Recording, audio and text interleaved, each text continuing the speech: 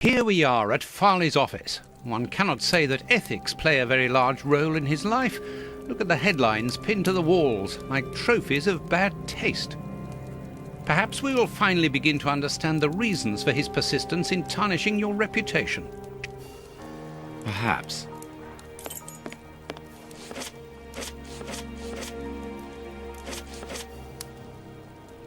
Coffee. It's still hot. This door is locked. Is Farley afraid of being interrupted suddenly?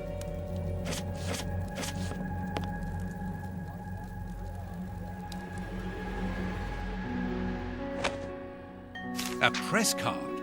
Osmond Farley. It's his overcoat.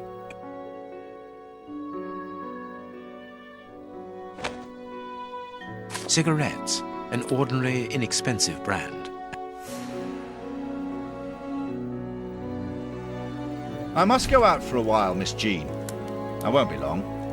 Ask my appointments to wait, and send this message as a matter of urgency. Mr. Osmond Farley, I presume. Messrs. Holmes and Watson. What a surprise. What is there so surprising about being visited by the targets of your slander? I never slander. I inform.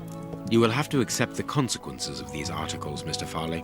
Those words sound like a threat, Mr. Holmes. I never threaten. I merely warn. You don't frighten me, Mr. Holmes. I know all of your little secrets. And soon all of London will find out what really hides behind the facade of the impeccable detective. Thanks to my work, the whole world will discover the true Sherlock Holmes. Gentlemen, I don't wish you a good day. What a bore! Even to the point of refusing to shake our hands. Which means that we can avoid having to wash them. Did you notice the crumbs on his jacket? He had just finished eating and his hands will be covered in grease, the same as his mouth. Slovenly habits. That's quite disgusting, Holmes. Do not be deceived, Watson. The workmanship in those tailor-made clothes indicate that he is a man who takes pride in his appearance. If Farley has left without brushing off his jacket or washing his hands, then it is because he spotted our approach and wished to avoid us at all costs. But why? We will find out by searching his office. The secretary will stop you. Please reassure me, Holmes, you don't intend upon knocking her out? Only if we exhaust every other viable alternative. The secretary is occupied in sending a telegram via their electric telegraph. Farley asked that she should do so before he left. We must find a way of interrupting the transmission, which will oblige her to go to the telegraph office in Kensington. It will take her some time to get there, and if we add on the time it takes to send the telegram and then return here, we should have ample time to search the office without being disturbed. I suppose it's unnecessary to point out the illegality of this search? I'm afraid so.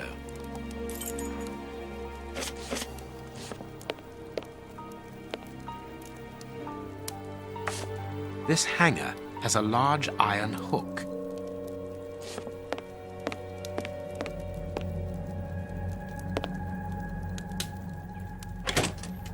I can hear an electrical humming. The secretary is using the electricity supplied by this switch. Let us see if I can cause a short circuit.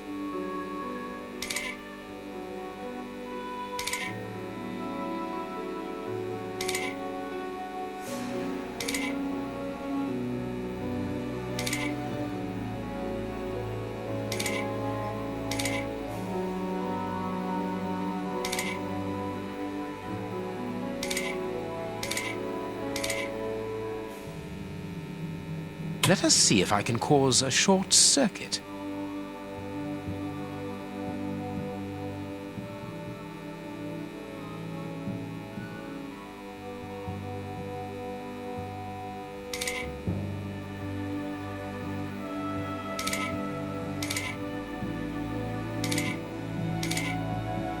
There we are. It is simplicity itself. Oh, that's just too bad. Get out quickly, Watson. I'm going to hide here.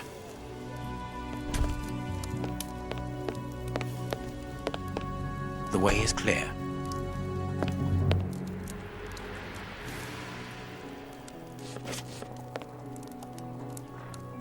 Let's go, Watson.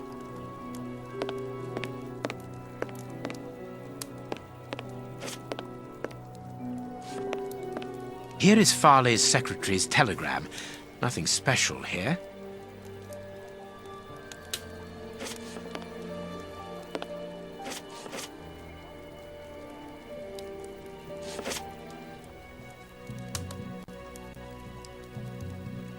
The ribbon is missing from this machine.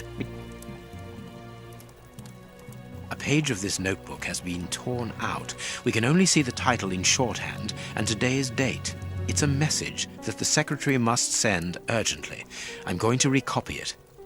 You can read shorthand? You never cease to amaze me. Were you a secretary before becoming the great Perhaps. But no, a man must have his secrets.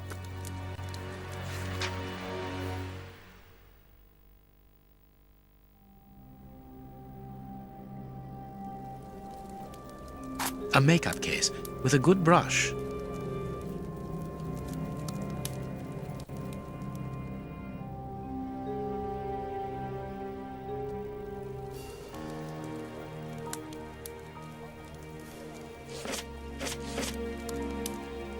The secretary has just changed the typewriter ribbon. There are smudges of dark blue ink.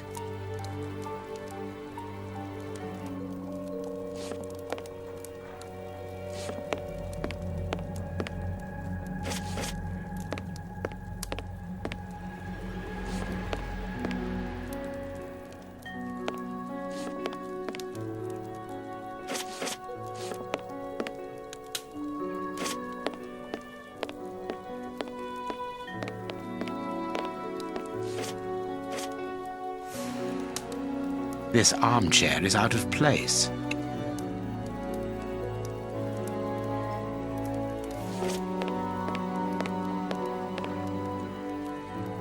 Someone closed the curtain as though he wanted to maintain his privacy. This cabinet has a lot of drawers, each marked with a letter. There is surely a great deal of information in them.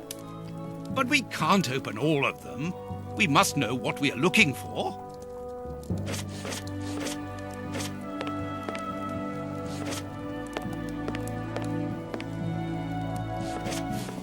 This book has fallen down from the shelf.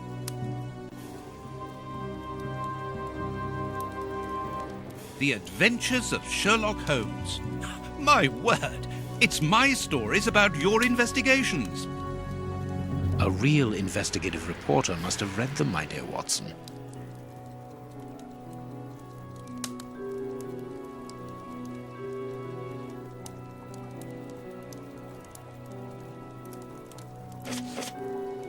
My adventures have fallen from this shelf.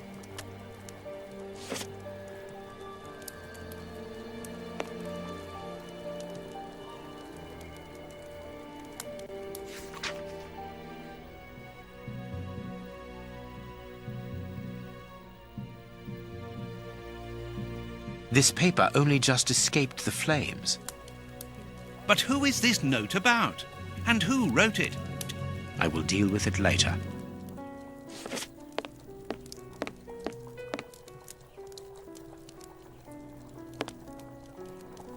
A bunch of keys. A telephone. A technological marvel. A number was written next to it quite recently. A fine, educated hand. Holmes, this number seems very familiar. Yes, but let us dial it to be sure. Judging from all the notes on the board, our reporter is an assiduous and organized worker.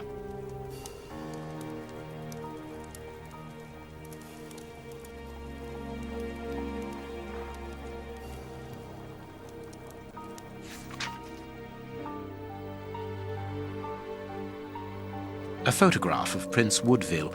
Farley is evidently also interested in this affair.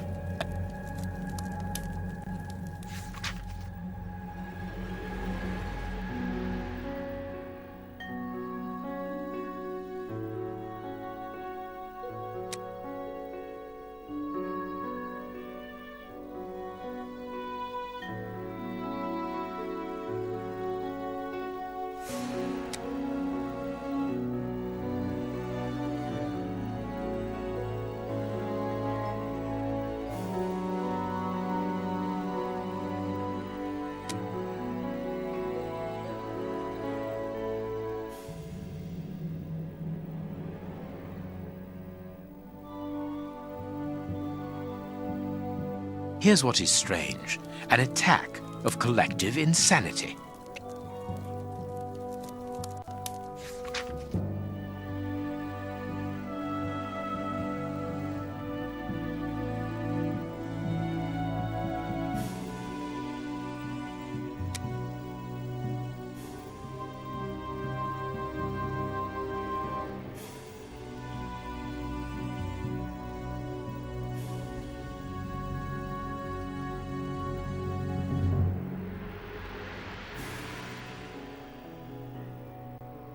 A horrible story, and rather a strange one.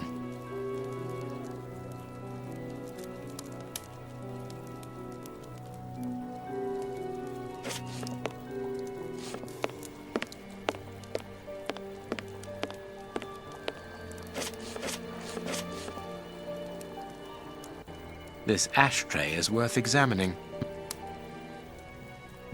This ash comes from an ordinary, well-known brand of cigarettes. It is still warm. The cigar end is still hot.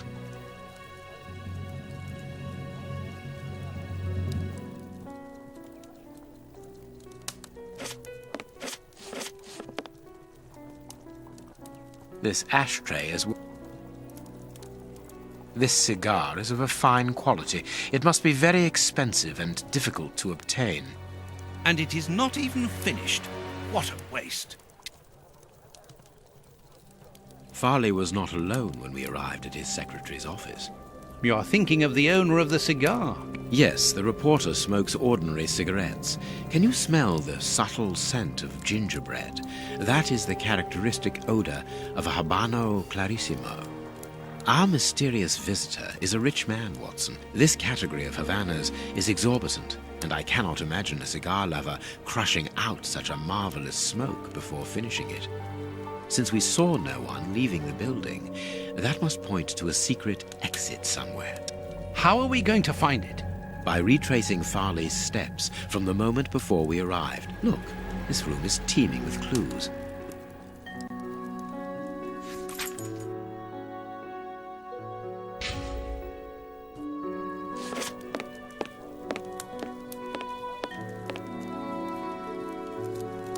Miss, get me 1313, please. It is Scotland Yard, of course. I'm beginning to understand. Lucky you.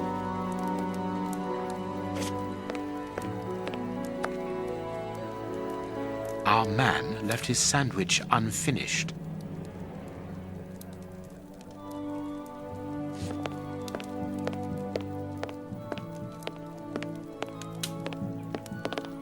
The key is still in the lock.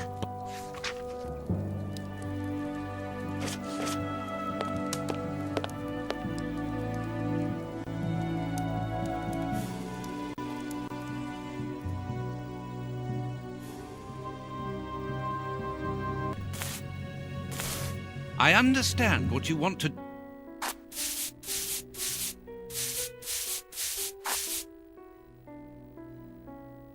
I can see what has been written. Please write it down. Very well, Holmes.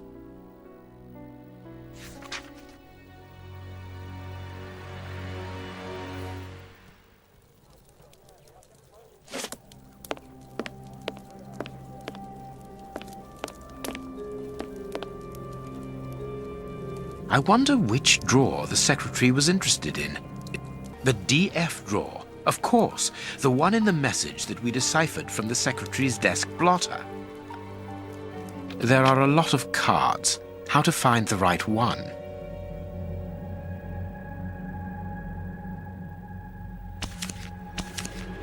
No, it is unnecessary.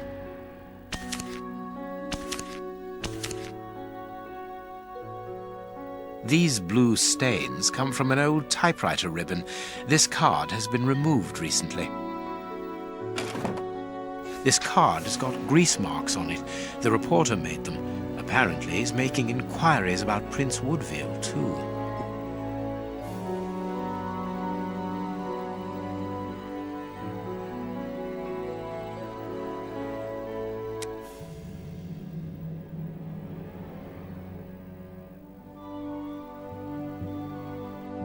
But where do you come into all this? Look, if we pull the curtain a little, we can see out into the street.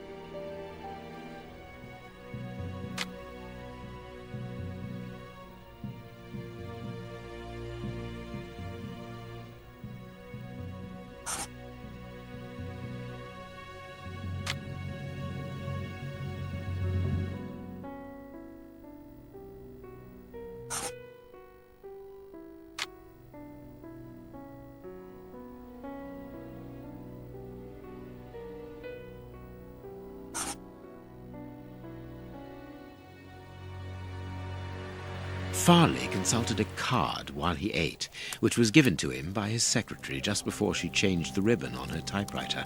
The reporter's greasy fingerprints are all over the card. When he went to file it away, he glanced automatically out of the window and saw us in the street. He closed the filing cabinet and rushed to lock his office door. In his haste, he pushed his chair aside, but didn't think to return it to its place. Precisely. He then hurried to tell his visitor of our arrival and showed him the way out. He then threw a piece of paper into the fireplace. But we still don't know how the cigar-smoking visitor departed. The answer lies in the direction the reporter took, Watson. At a certain moment, he would have been in a place where he had no logical reason to be. Look at our deduction board, and then let us go to the place where the reporter should not be.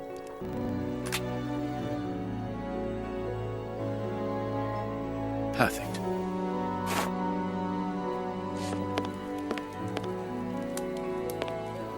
Yes, Watson. In his haste, Farley dropped this book, taking it from the shelf. Let's search this place.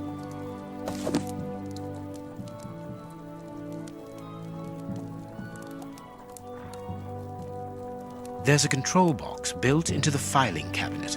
This box must open the secret door. We don't know the combination, Holmes. The answer is perhaps within the question, my dear fellow.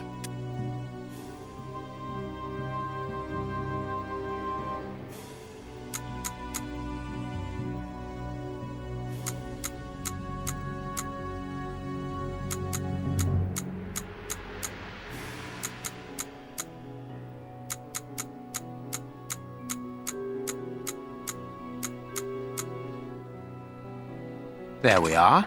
It is simplicity itself. Let us go and look at this secret exit, Watson.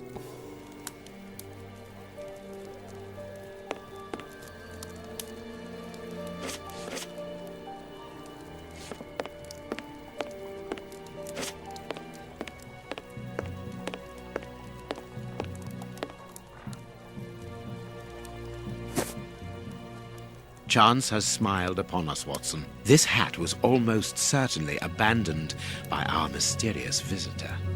Imagine the scene. In his hurry, the cigar man drops his top hat. The door closes. The hat is caught beneath it. Fearing above all that he should be discovered, he does not attempt to retrieve it, instead preferring to flee. Who would take such action to avoid meeting us? I cannot tell as yet, but it is certain that he carries the advantage of knowing us. We must discover his identity in order to redress the balance, and this hat will help us. Let us return to Baker Street. Let's hope that an examination of this top hat will reveal to us the identity of its owner. It will, you can be sure of that.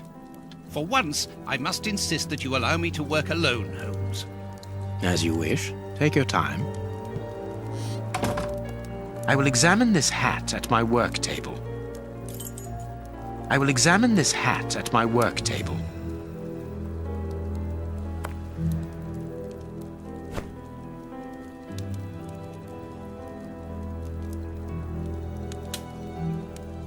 This hat is of an exceptional quality. The man who owned it is wealthy.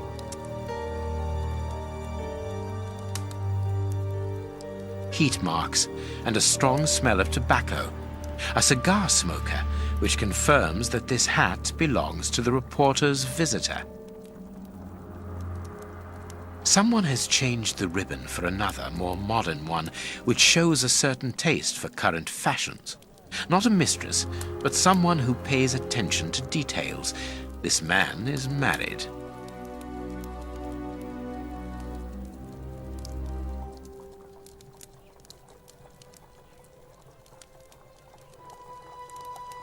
Slight scratch marks.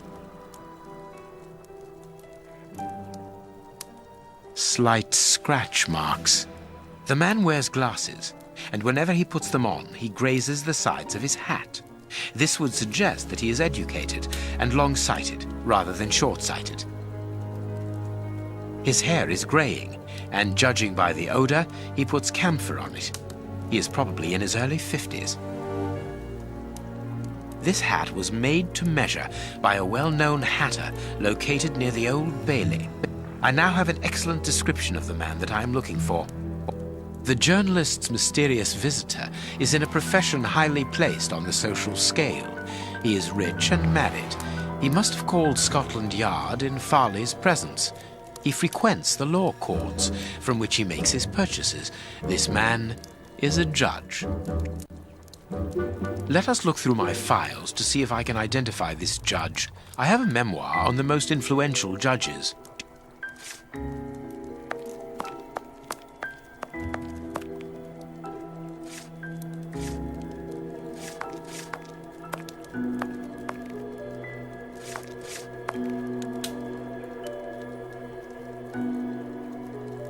I have found my file.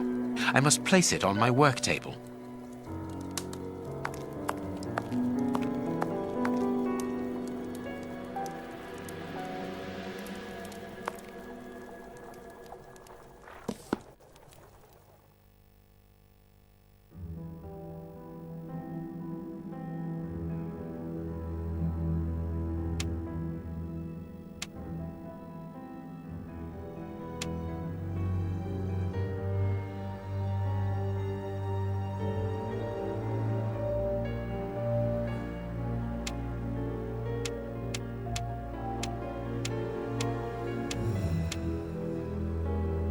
Right.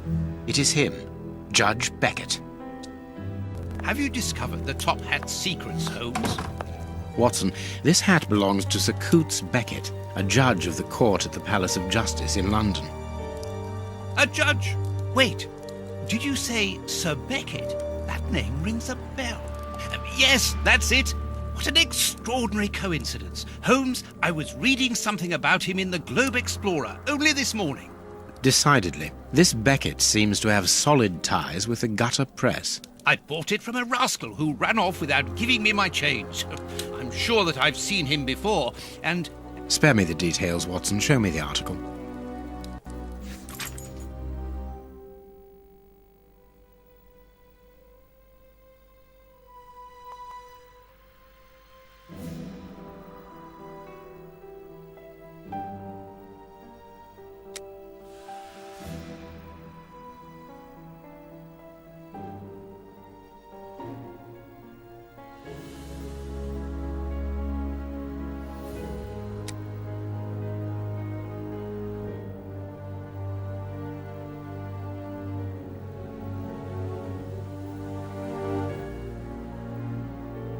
So, Lady Beckett is on holiday in Portsmouth. That means her husband is at home alone. Good. We shall pay a courtesy call, Watson. With a little luck, we shall leave with a few habanos clarissimo. That you should interest a judge of the High Court isn't surprising. You've solved so many criminal affairs that there are 1,000 reasons why a magistrate should be interested in you. But why should this one feel the need to act in shadows? It's true that it's surprising. Perhaps he simply wishes to avoid being seen in the company of this Farley fellow. Mr. Kirby, our local postman, owes me a favour. He'll give me Beckett's address. At this hour, he should still be at the post office. I'll go there, Holmes. Good, Watson, but be quick about it. While you're gone, I'll make preparations for our visit. Sir Coutts Beckett. I've got the address. We can go round after a nice cup of tea. Don't get too comfortable, Watson. We're leaving immediately.